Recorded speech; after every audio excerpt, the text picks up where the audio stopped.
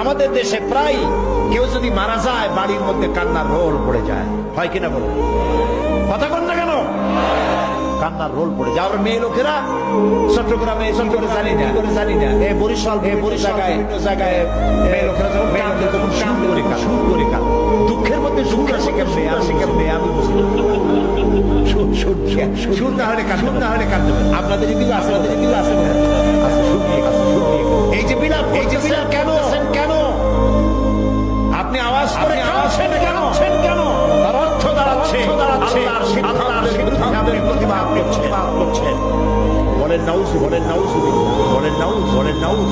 আজকে সকালে আমি এক মহিলার জন্য দোয়া করেছিলাম।